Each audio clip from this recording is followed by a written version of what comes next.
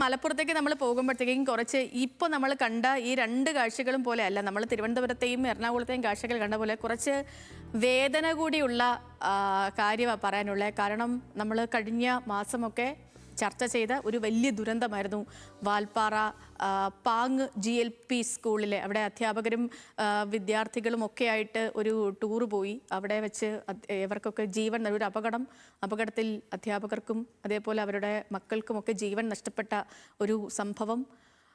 ആ സ്കൂളും ഇന്നിപ്പോൾ പുതിയ ഒരു അധ്യയന വർഷത്തിലേക്ക് കടക്കുകയാണ്. ശാന്തകുമാർ വെള്ളാലത്ത് വിവരങ്ങളുമായിട്ടുണ്ട്. ശാന്തകുമാർ, പാങ് GLP സ്കൂളിലെ കാര്യങ്ങൾ കുറച്ച് സങ്കടം കൂടി നിറഞ്ഞതാണ്, കണ്ണീരും കൂടിയാണ് ഇത്തവണത്തെ പുതിയ അധ്യയന വർഷം തുടങ്ങുമ്പോൾ.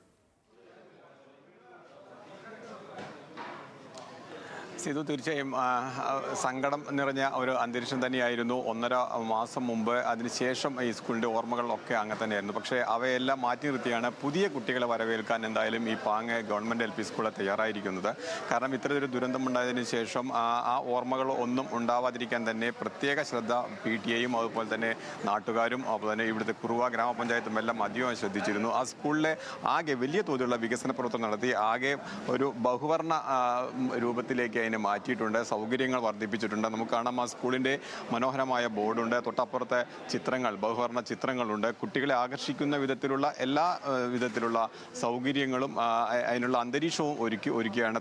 തൊട്ടൊപ്പം തന്നെ ചെറിയ കുട്ടികൾക്ക് കളിക്കാനായിട്ടുള്ള ചെറിയ പാർക്ക് ഉൾപ്പെടെ ഈ സ്കൂളിൽ തയ്യാറാക്കിയിട്ടുണ്ട്. അതായത് കുട്ടികൾക്ക് ഇവിടെ നേരത്തെയുള്ള കുട്ടികൾ, പുതുതായി വരുന്ന കുട്ടികൾക്കൊന്നും പുതിയ ഒരു അന്തരീക്ഷത്തിലേക്ക് അല്ലെങ്കിൽ പുതിയ ഒരു ഓർമ്മകളിലേക്ക്, പുതിയൊരു തുടക്കത്തിലേക്ക് വരുന്നതിന് വേണ്ടി തന്നെയാണ് അവർ എന്തായാലും ഇപ്പോൾ ഇങ്ങോട്ട് ഈ സ്കൂൾ ആകെ ഒരുക്കിയിരിക്കുന്നത്. ഈ സ്കൂളിൻ്റെ ചുമരുകളൊക്കെ നമുക്ക് കണ്ടാലറിയാൻ നോക്കൂ, അത്ര ബഹുവർണ്ണമാക്കി മാറ്റിയിട്ടുണ്ട്. ഓരോ ചിത്രങ്ങൾ വരച്ചും മറ്റും ഓരോന്നും കുട്ടികളെ ആകർഷിക്കുന്ന വിധത്തിൽ തന്നെ ഉള്ള എല്ലാ വിധത്തിലുള്ള തയ്യാറെടുപ്പുകളും തന്നെയാണ് നടത്തിയിട്ടുള്ളത്. സ്കൂളിലെ അധ്യാപകരെല്ലാവരും ഇപ്പോൾ ഇവിടെ തയ്യാറാവാണ്. കുട്ടികൾ എന്തായാലും 9 മണിക്ക് ശേഷം മാത്രമേ എത്തുള്ളൂ. രക്ഷിതാക്കളും കുട്ടികളും.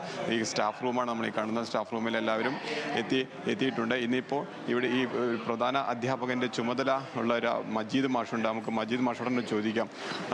മാഷെ, സ്കൂളിലെ പ്രവേശനോത്സവത്തിനൊക്കെ തയ്യാറെടുത്തു.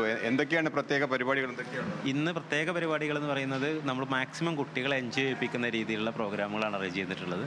പ്രവേശനോത്സവം ഔദ്യോഗികമായി ഒരു അരമണിക്കൂർ കൊണ്ട് അല്ലെങ്കിൽ 1 മണിക്കൂറിനുള്ളിൽ തീർത്ത് പരമാവധി സമയം ചുരുക്കിയിട്ട് പിന്നെ അതിൽ നിന്നുള്ള കലാകാരൻ കുട്ടികൾക്ക് അവരായിട്ട് ഇൻട്രാക്ട് ചെയ്തിട്ട് കുട്ടികളെ ചെയർഫുൾ ആക്കുക എന്നുള്ളതാണ് ഇന്ന് പ്രധാനമായിട്ടും ഉദ്ദേശിച്ചത്. എത്ര കുട്ടികൾ പുതുതായിട്ട് ഇപ്രാവശ്യം വരുന്നു? പുതുതായിട്ട് ഇതുവരെ വന്നിട്ടുള്ളത് നമ്മുടെ പ്രീ പ്രൈമറിയിൽ 40 കുട്ടികൾ, 1-ാം ക്ലാസ്സിൽ 16 കുട്ടികളാണ് ഇതുവരെ ചേർന്നിട്ടുള്ളത്. ഇനിയും 6 വർക്കുകളുടെ ഉള്ളിൽ ധാരാളം കുട്ടികൾ ചേരും.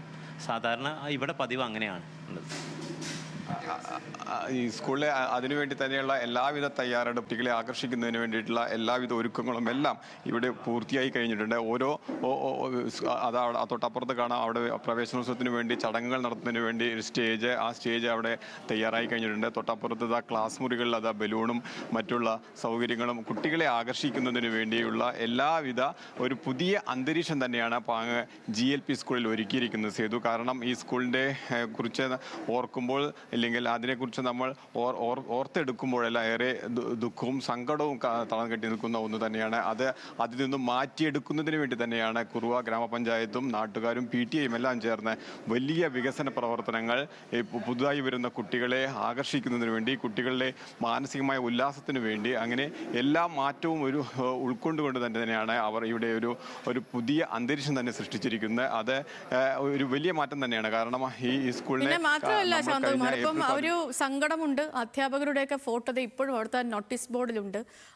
ഈ സ്കൂളിൽ അവരുടെ പൊതുദർശനം ഉണ്ടായിരുന്നു. ഇപ്പം മധ്യവേനൽ അവധിക്ക് പോകുന്നതിന് മുൻപ് നമ്മൾ ഈ കാണുന്ന കുരുന്നുകളൊക്കെ അവരോട് യാത്ര പറഞ്ഞ് ഇവിടെ നിന്ന് ഇറങ്ങിയതാണ്. പക്ഷേ 2 മാസം കഴിഞ്ഞ് തിരിച്ച് വരുമ്പോൾ അവരെ എതിരേൽക്കാൻ പല അധ്യാപകരും അവിടെ ഇല്ല, അവരുടെ കൂട്ടുകാരായ പലരും അവിടെ ഇല്ല. ആ ഒരു സങ്കടം അവർക്കൊക്കെയുമുണ്ട്. പക്ഷേ എങ്കിലും ആ സങ്കടത്തിൽ നിന്നും അവർ ഒരു അതിജീവനം അതിജീവിക്കുകയാണ്. ആ ക്ലാസ്സിനുള്ളിലെ ബലൂണുകളും ആ പലവിധമായ വർണ്ണങ്ങളും ഒക്കെയും അതിനുള്ള സൂചനകൾ തന്നെയാണ്. ഇപ്പം